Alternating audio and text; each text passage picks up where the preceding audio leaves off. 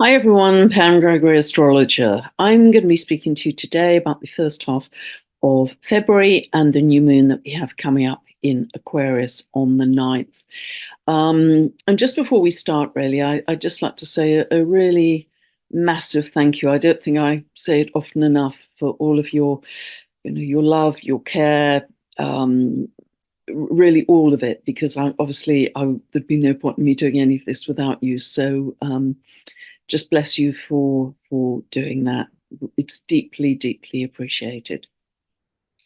So I've got a lot to say in this video. We are really moving into a very electric month in also what is a very electric year. It's very volatile. I did a whole video, as many of you know, about the unstable geomagnetics, and I'm filming this in the middle of the day, UK time, on the 23rd. And in the last day and a half, we have had 12, 12 M-class flares, 12. And in contrast, if we look back to 2018, we didn't have a single M-class flare the entire year, and we've had 12 in a day and a half. So that gives you some idea of how different the whole geomagnetic environment is for us right now. As you know, and I've mentioned it many times, we're going to peak solar cycle 25 a little earlier than expected in 2024. These solar cycles last for 11 years. But they do seem to, and I don't know if this is technically true, but they do seem to be associated with increased seismic activity as well. As I understand it, the core of the Earth, the iron and nickel core of the Earth, is expanding, which causes the Earth's crust to crack more easily. We've just had a huge series of earthquakes in China. Yesterday, on the 22nd, we had two above 5 magnitude earthquakes. Today, we've had, again, two above 5 magnitude earthquakes and a 7 magnitude earthquake in Western China. So, sending prayers for all the people who are caught up in that. But that's a big earthquake. And I mean, they all are, actually. So we have a lot going on in this constant feedback loop of the sun's heightened activity in this particular solar cycle, and the Earth in its own, Gaia in her own upgrade. And of course, we are sandwiched in between them, and certainly feeling it. And feeling it in terms of the challenges to sleep. I can testify to that. Challenges to sleep, and often aches and pains and odd symptoms, because we are having to assimilate this energy, this brand new energy for which there's no rehearsal so quickly. But try, and at 2 o'clock in the morning, I try and do this myself, try and welcome in these new ingredients for our evolution. They are part of where we are meant to be going, because this information is coming from the far galaxy into every cell in our body. And it's remarkable to think of that, but increasingly that's going to be our perspective as we realize we are just flowing with energy, frequency, plasma in this vast universe of which we are a fractal. So certainly it is going to be a year of revolution. I've spoken about that in the themes for 2024. You can see that very clearly at the moment. Recently, there were a lot of protests by the Dutch farmers against the government policies there. Now it's shifted to Germany. They have got some huge demonstrations by the German farmers. You can easily find those online, not on mainstream media, but online. And also the farmers have been joined by the truckers and the train drivers to protest against various aspects of government policy that is going to really take a lot of people out of the farming business. And of course, that's our source of food, or certainly for Germany, it's the source of food. So this kind of rebellion, revolution is going to keep running. It's very high, it's very feisty, it's very volatile. So, as I've mentioned, this is going to be a fast-moving year. I can barely believe that we're already on 23rd of January. It's just gone so fast, and it will continue to do so. And partly this is because now all planets are moving direct, and that will continue until June, when Mercury starts to move retrograde. So it's a time of momentum, but also even beginning February, we're very much under the influence still of Uranus moving stationary direct on the 27th of January. It's the last planet to do that, to move direct. And Uranus, of course, is the planet of earthquakes and volcanoes and seismic activity in general.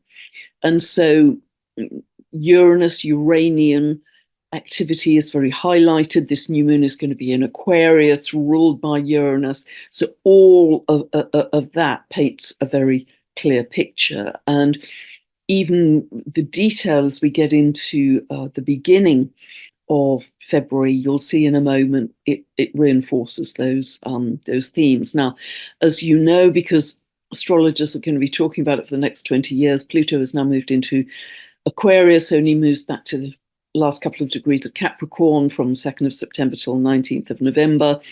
But then for the next 20 years, for many of us, the rest of our lives, it's going to be in Aquarius. And this is the sign linked to the future, linked to the truth, shock, surprises, revolution, rebellion.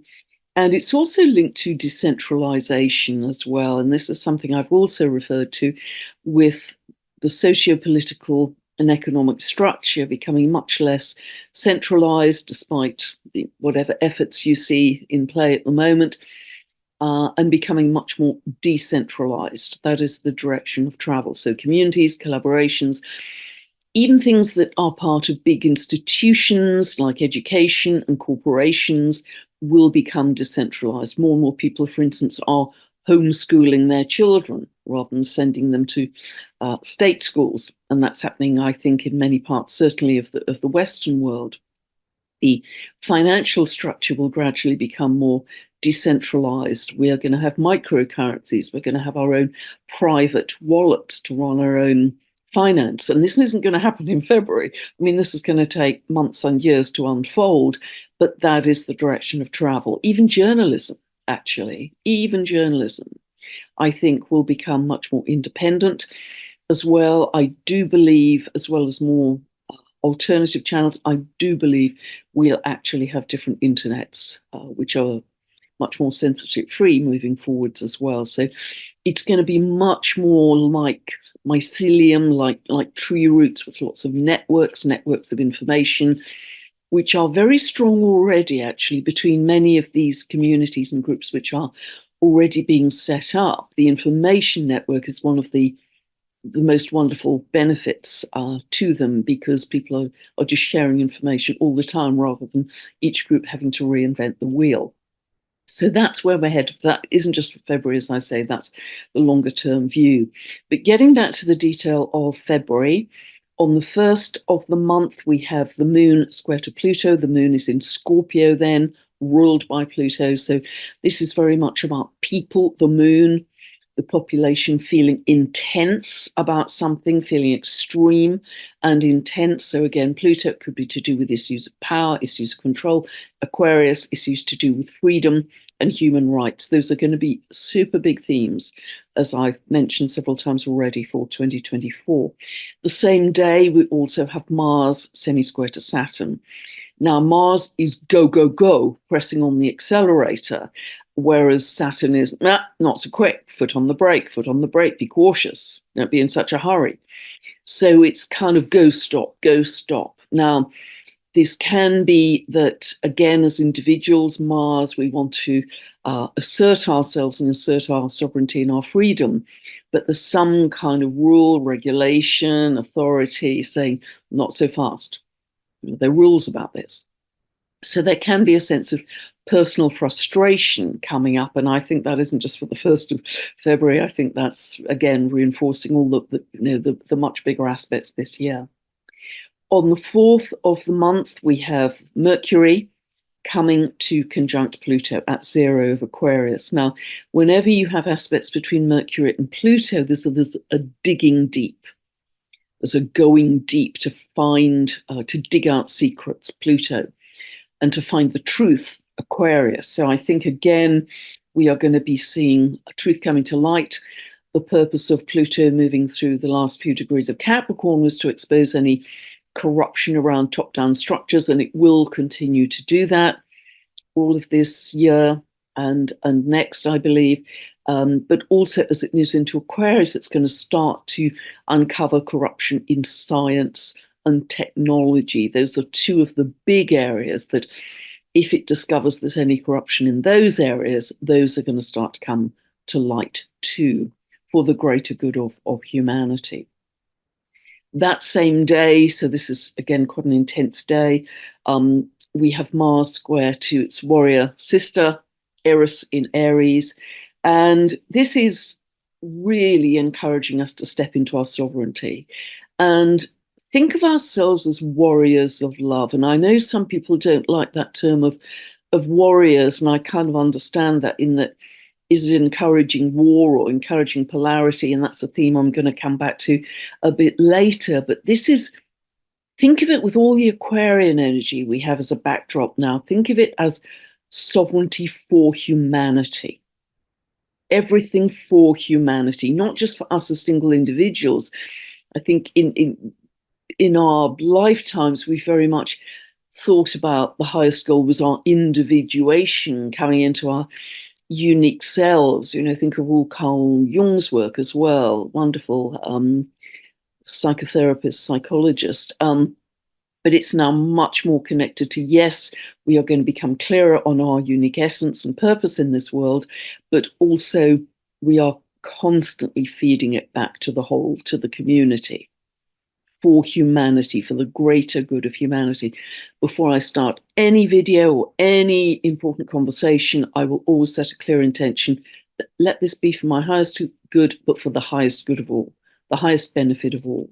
I do that every time, because we are going to be thinking much more that way from this point on for at least the next 20 years, but I think ongoing. On the 7th of the month, we have the moon conjunct Mars. So again, we've got uppity, very uppity energy here, you know, angry energy. And we also have the sun square to Uranus. And that's happening 19 of Aquarius Taurus. So again, you know, Uranus and Aquarius, the sign it rules, are going to coming up again and again and again in prominence this year.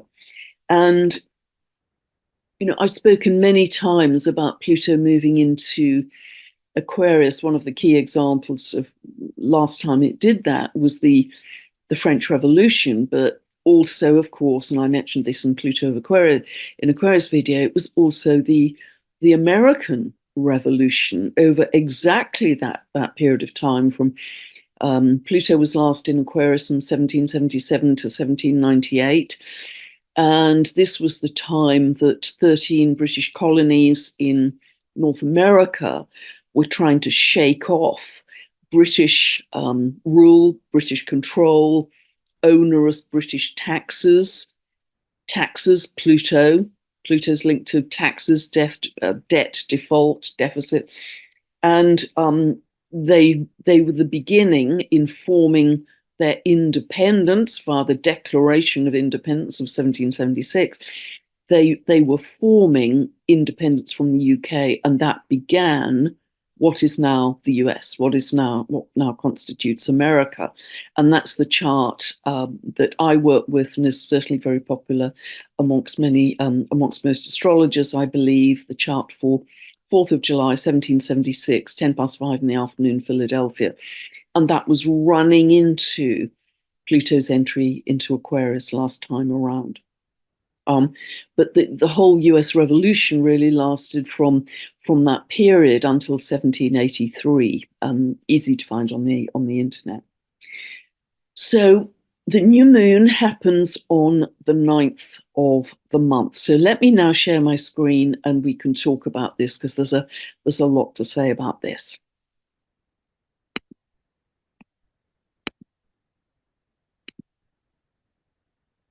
Okay, so hopefully you can see this. As always, I set this for England. This is where I live, so please ignore the clock face, ignore the houses. We're just going to focus on the positions of the planets in the signs and their aspects to each other. And they are relevant to wherever you live. So this is a new moon in Aquarius.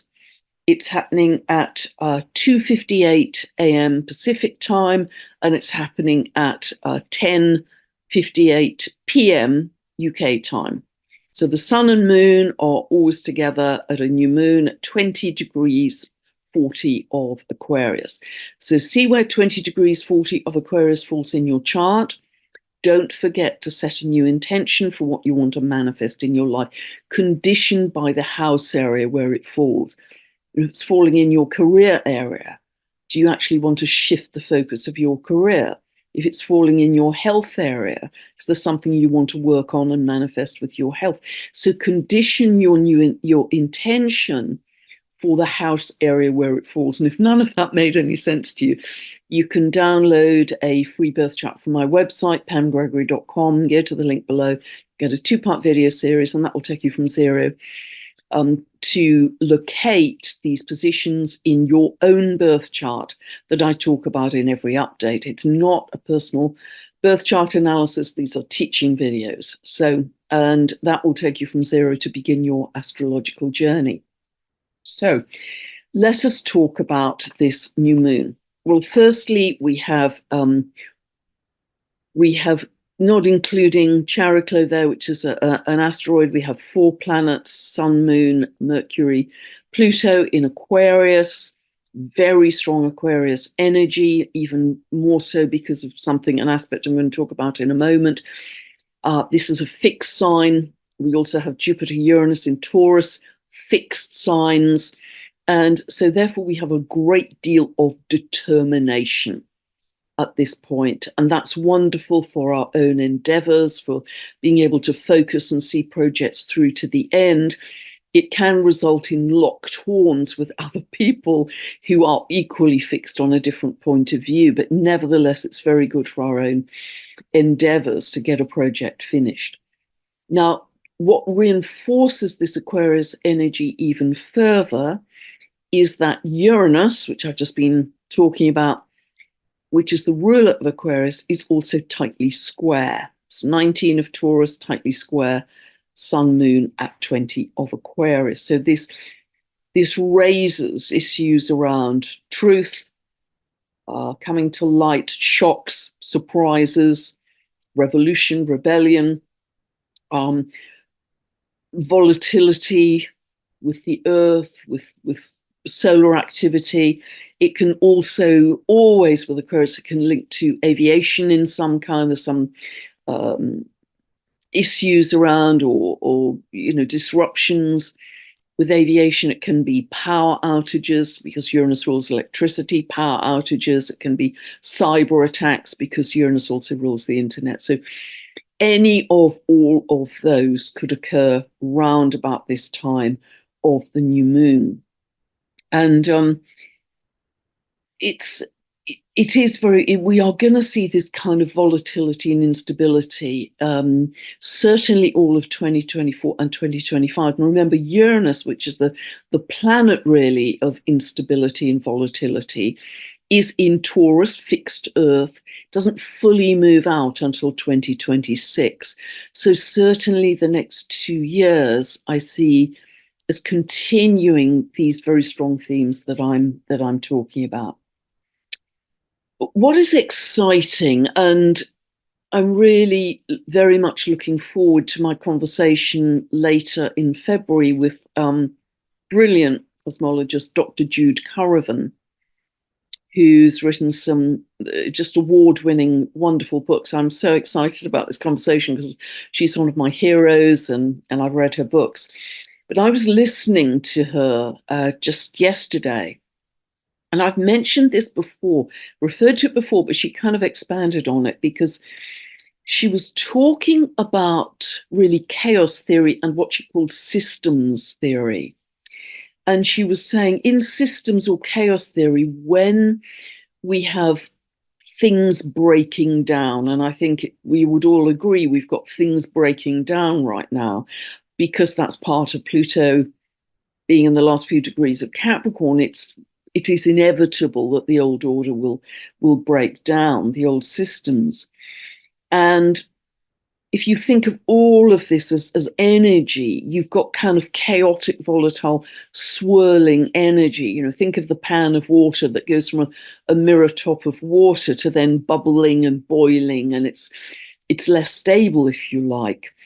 And Dr. Jude Currivan was saying, and I'm going to clarify it with her further, but she was saying really that gives us an even greater opportunity to create something different. And I've talked about this in terms of our reality being even more malleable, the modeling clay being even more malleable.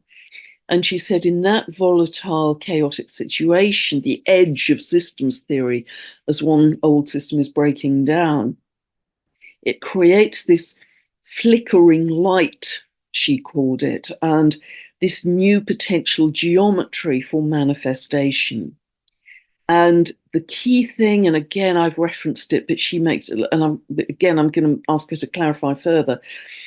The key issue is the energy feeding that geometry coherent or incoherent? So if we as individuals, as humanity, are in a coherent state, we're in love, we're in joy, we're in peace, we're in gratitude, those are coherent emotions.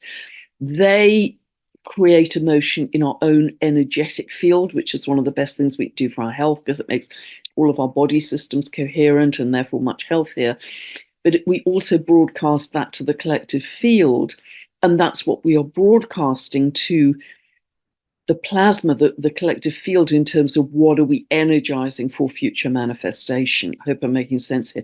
So if as humanity we are in coherence, we are going to create much more symmetrical, beautiful geometry, which will bounce back to us as a positive experience.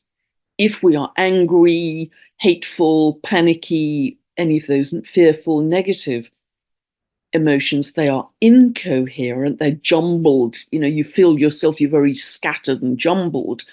That is the energy and frequency we're feeding into the potential geometry, which is forming the flickering of light, which is our future. And therefore, it will be asymmetrical geometry. It will be distorted. Think of Masaru Emoto's crystals with those negative emotions. Go and check them out on the internet. They were distorted and ugly. They weren't beautifully symmetrical, as with the coherent emotion that people were expressing to the water before it was frozen. And I'm covering a lot of ground very quickly here.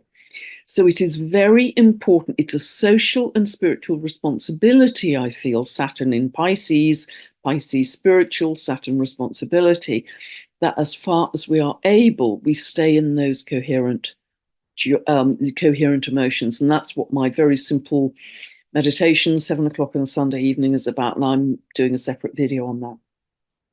And also to requote a beautiful, it's a beautiful phrase from the chemist, and he was also a Nobel laureate.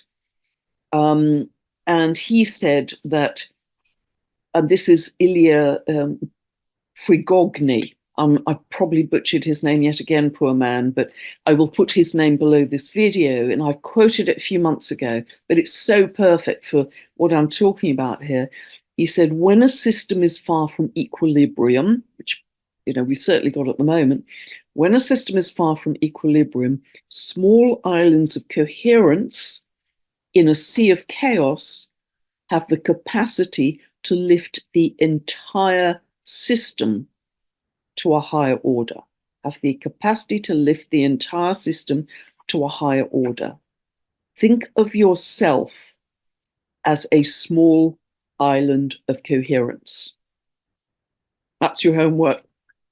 That would be really great. And if you get together with a group of like-minded people, again, those simple meditations, you magnify the power of the group to create more coherence, to pour into this sea of chaos, to create a more beautiful reality in our future.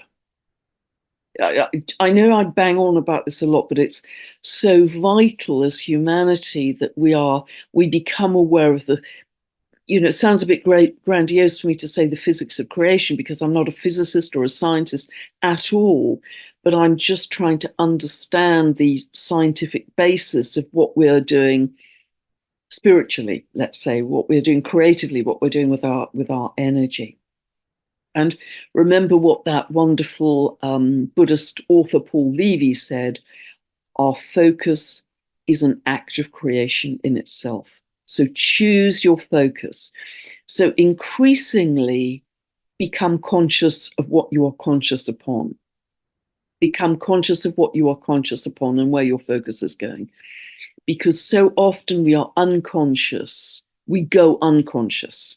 But if you become, and it's something Jim Self mentioned that reminded me actually in our conversation, that if you go unconscious, you can't catch when you go off piste, as it were. So you have to become conscious of going unconscious. And I did this myself last week when I got very angry about something connected with the trees. I was conscious that I was going unconscious.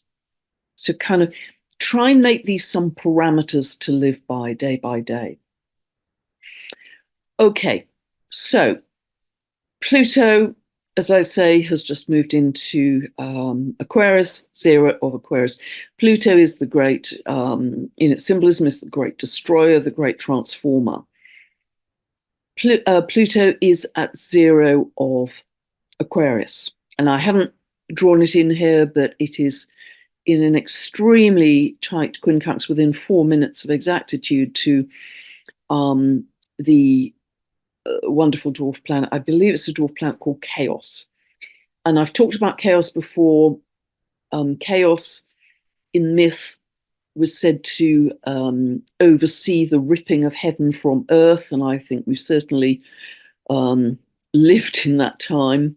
But the purpose of Chaos is to reunite heaven and earth. And these are the times we are living in now. That's our purpose, to reunite heaven to earth. And what's interesting is Chaos is on the world axis. Remember that zero of the cardinal, zero of Aries, Cancer, Libra, Capricorn is on the world. They are on the world axis, give or take 2 degrees. So 28 of the mutables up to 2 degrees of the cardinals. But that's, exactly 0 degrees on the world axis. And what's interesting in terms of what I've just been saying scientifically about what Dr. Jude Currivan was talking about with systems theory, chaos theory, is it is exactly opposing Ceres, very large asteroid Ceres, at 0 of Capricorn. Now, I talked about Ceres quite a lot in 2020 because it was really in that very tight conjunction, that exact conjunction of Saturn and Pluto, 22 degrees 45 of Capricorn on the 12th of January 2020, that really kicked off the whole pandemic and everything that followed. In the myth, well, Ceres is linked to our harvests, our grains, our agriculture, in a way to our food sources. And in the myth, Ceres was the mother of Persephone. And this is linked to Pluto, which is why I'm bringing it up as well. And Persephone, as you may know, was kidnapped and taken down to the underworld. And Ceres was absolutely distraught, as a mother would be. And she was so angry and distraught that she brought winter. She brought winter to the world. So nothing would grow for 6 months. The land was bare, couldn't grow any food. And it was only when she kind of negotiated with Jupiter, as I understand it in the myth, that spring and summer came back and we were able to grow food again. And Persephone came back to the light with her daughter and mother reunited. And so Ceres is very much connected to all of that. Now, this is very interesting given that Pluto is part of this configuration linking to Chaos exactly opposing Ceres. We have 2 very important planets that are coming towards a conjunction in April in Taurus Taurus, earth, agriculture, food supplies, natural resources, in terms of, I think, and planets on the world axis come onto the public stage in some way. Their symbolism comes onto the public stage. I hope I'm making sense here, but just observe, are there any changes in our agriculture? These can be very positive changes, actually, with Jupiter and Uranus, but are there any other changes that are coming onto the public stage that are plans for agriculture which may change it? I hope I'm being clear and making sense here. Okay, now the other big aspect I want to point out, and it kind of feeds into the unstable geomagnetics I've been talking about, is that Neptune, I haven't drawn it in here, but Neptune at 26 of Pisces is square to the galactic center. Galactic center is at 2627 of Sagittarius. Now, Neptune has 165 to 168 year orbit.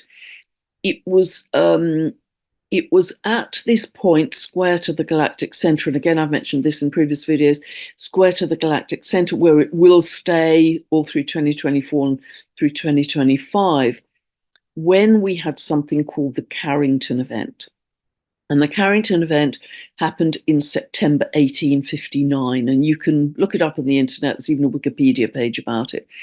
And this was when the world had developed a telegram system, and this was known as the first internet, or the Victorian internet, because it was a huge advance on what had gone before, really, post being delivered on horseback, etc.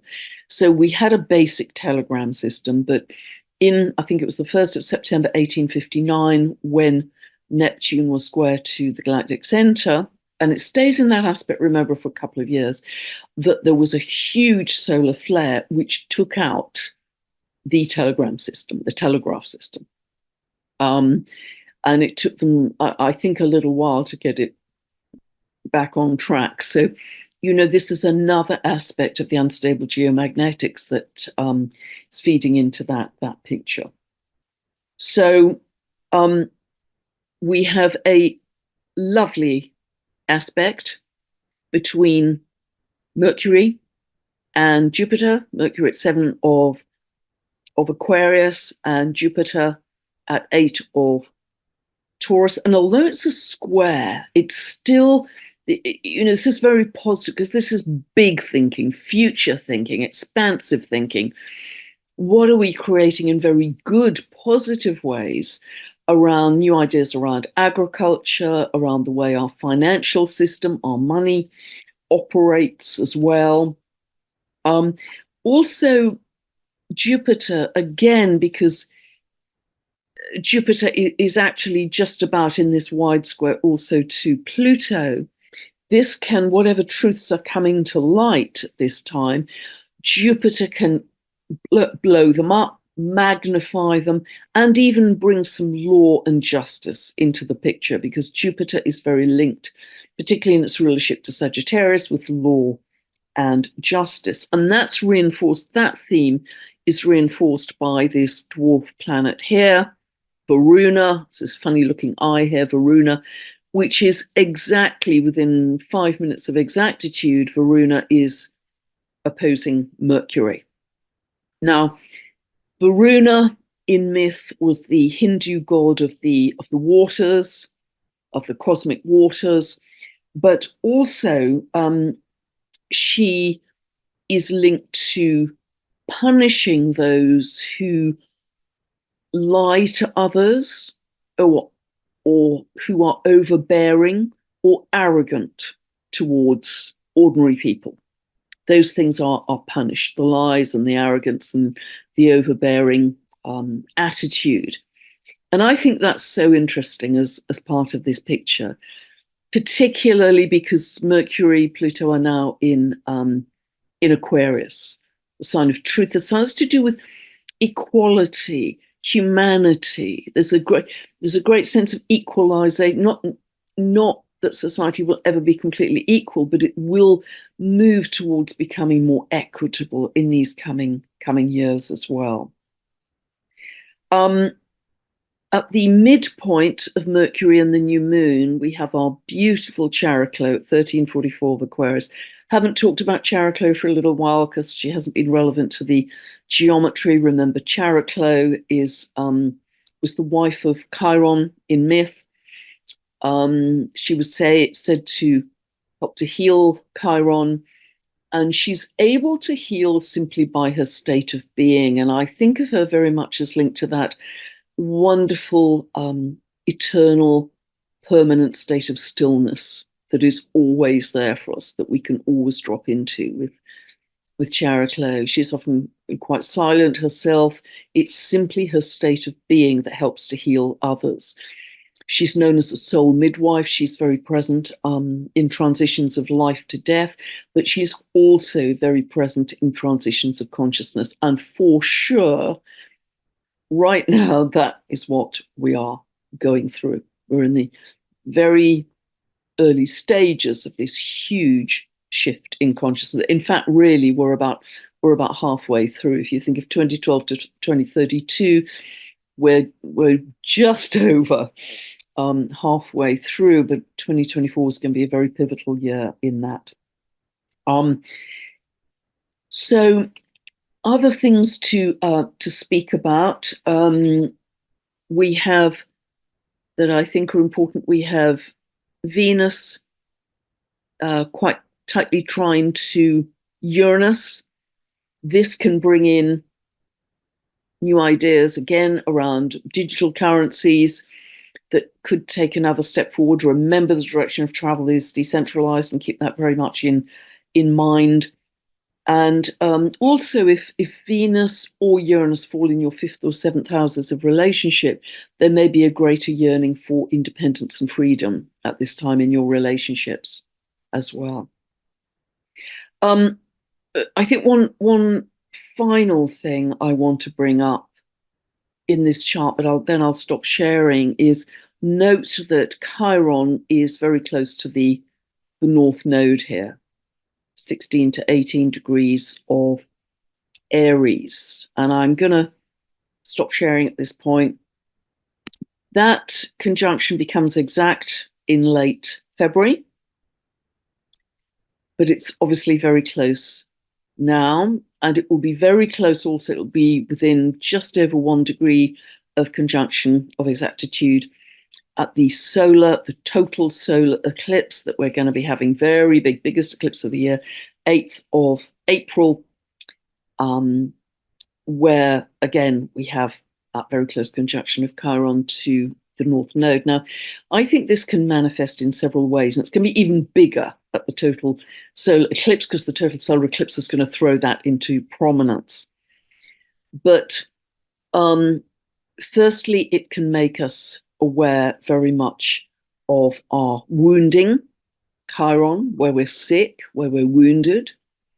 And we can only really heal. Remember, Chiron is traditionally known as the wounded healer. We can only really heal once we become aware of our sickness, where we've been wounded. So healing can be a very big theme at this time. I think another very big theme of Chiron conjunct the North Node.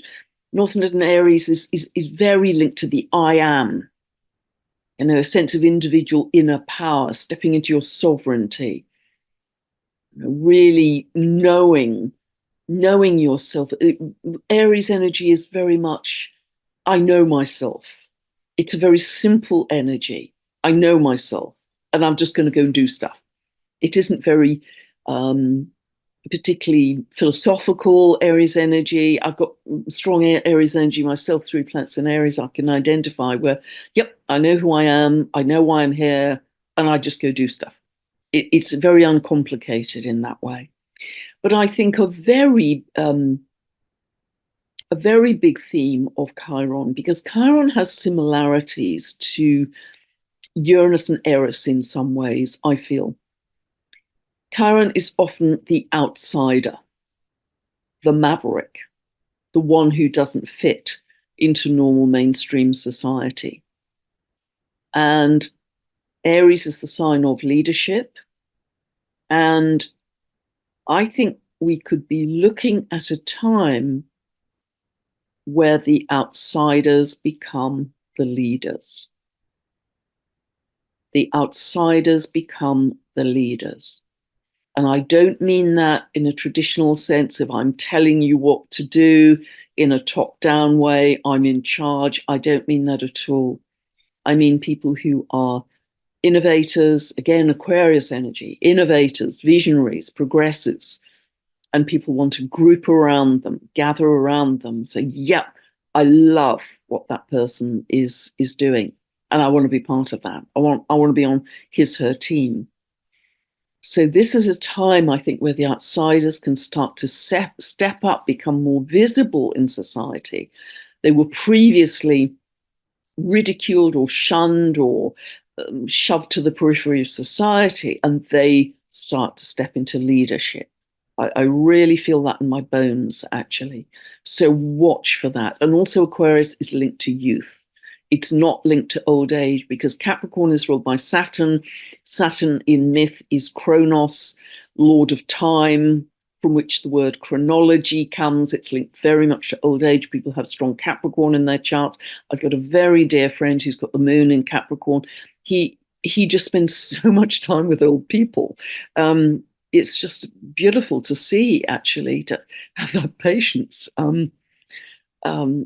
Anyway, so but Aquarius is much more linked to youth. So I think that's going to be, again, very interesting in the way society forms going forwards.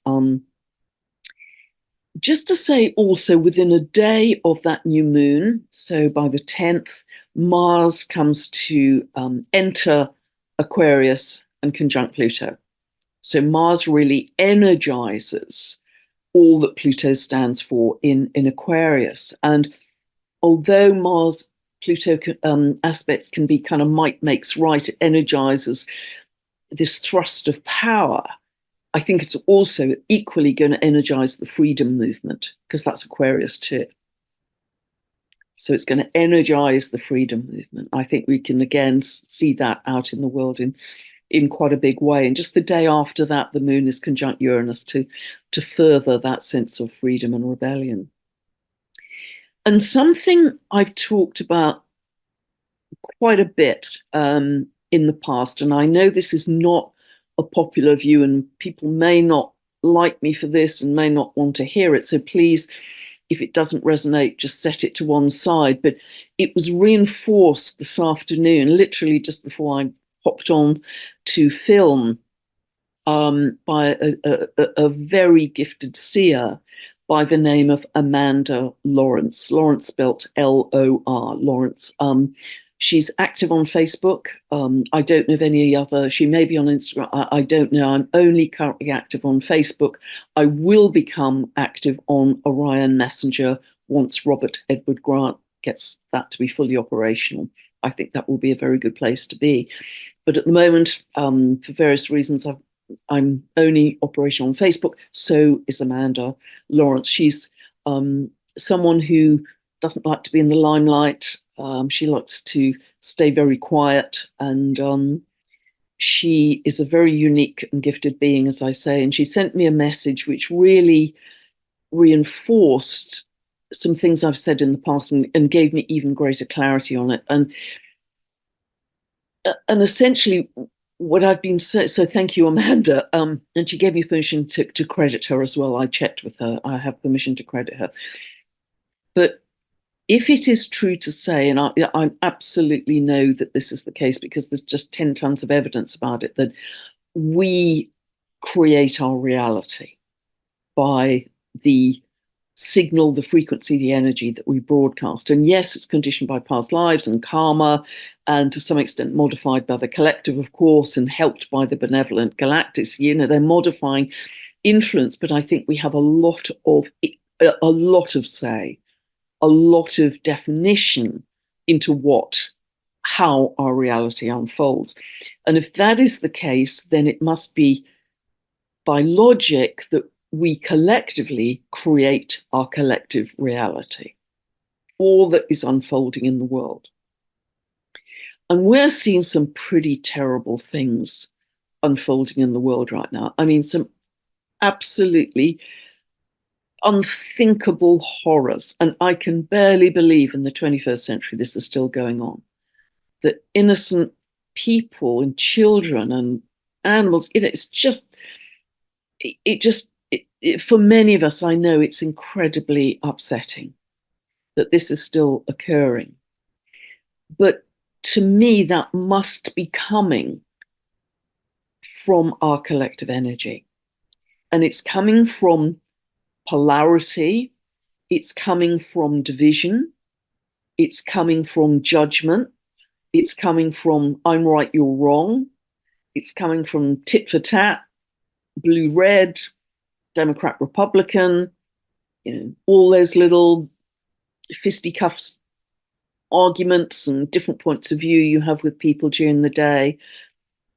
It's actually all feeding into what ultimately becomes war energy in a much bigger way. It feeds into a much bigger energy of war. Because if we always feel we're in the right, and it's ego that drives us to feel we're always in the right, and it's not me that's doing anything awful in the world, I'm a pure white angel, and it's all those other people, I think is very often, it's very human, isn't it, to think that way.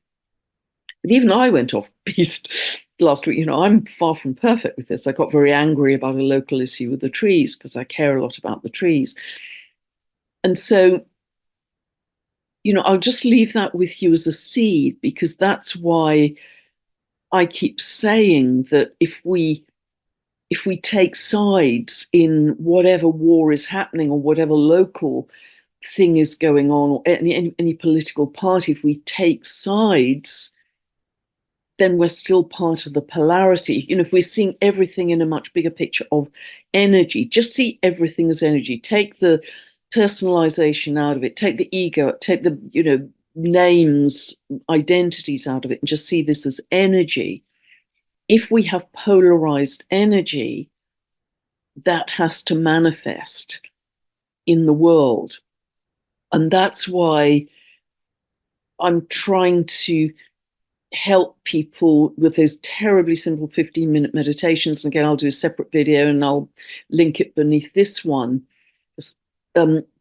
If we can get beyond that, what I call the hamster wheel of horrors, to just be in those coherent emotions of love, joy, gratitude, compassion, all of those, freedom, those wonderful coherent emotions, we go beyond the polarity. We go beyond the judgment. We don't have to say, I'm right, you're wrong. I hope I'm making sense here, and I hope it's helpful. But what Amanda sent to me this afternoon really gave me the confidence to push this a little further in that point of view. If it doesn't resonate and you're getting cross with me, I understand. Put it to one side. I'm just trying to sort of sow some seeds here. And I really want to end in that respect with a quote from a beautiful, visionary Buddhist teacher. And again, I'm probably going to butcher his name because I've only seen it written, not spoken. He passed recently, Thich Nhat Hanh, I think it's pronounced as. And what he said is, if we want peace, we have to be peace. Peace is a practice, not a hope. Peace is a practice, not a hope. So I covered a lot of ground there today. I hope it helps. Big times that we are in, big times that we're navigating, and we're all together in this, guys. Aquarian energy, we are one humanity. We are all together holding hands, creating a better future for the world. God bless. Thank you so much for listening. My website is pamgregory.com, and bye for now.